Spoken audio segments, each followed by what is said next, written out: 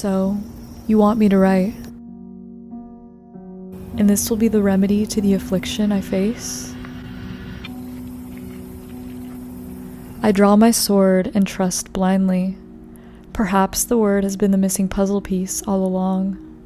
Perhaps this is it. I have been pushed to the edge of my plane only to reach a boundary that has forced me to write. Could it be that I have feared most the very power of my words? And for this reason, I have purposefully set myself apart from others.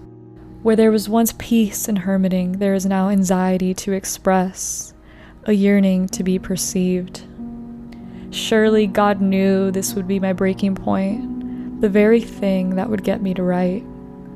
It is by His grace that these words are written. To create altars in everyday life is to deliberately communicate the connection between God and man. The altar is the vehicle through which we connect to our divine origins.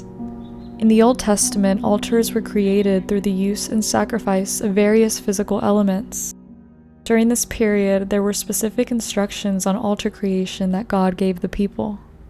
Sacrifices and offerings were placed at these altars as ways to bridge humanity's disconnect since the fall of man. However, through the coming and sacrifice of Jesus Christ on the cross, the divide was permanently bridged through the perfect display of God's love for us, the ultimate sacrifice of His Son as an act of pure love for humanity through the direction of the Father. This makes it possible that upon accepting Jesus Christ into our hearts, we are reborn in the Spirit and achieve eternal life through Him. Thus, the sacrificial altar was permanently bridged for all of eternity. From that point forward, we became the altars, the temples housing the Spirit through which our unique destiny and divine will is fulfilled. To put this altar into practice, it is crucial that we recognize our bodies as the sacred temples they are, accept the Spirit of the Lord into our vessels, and experience the fulfillment of life as embodied individuals living in connection with God, the way we were originally created to be. Since God is not a physical being, but rather a spirit which is housed in the vessels of those who accept Him, then it is through displayed acts of goodness to one another through which the Spirit becomes known to all of humanity. God works through us to bring His will to pass. I'd go as far as to say that these words are not my own, but His. In my own ability, I could not have uttered such truth. But with Him, all things are possible. To me, creating altars means to direct our energy and essence to create with the purpose of living in connection with God, the Creator. This looks different for everyone, as each individual has a unique destiny to fulfill during their allotted time on earth.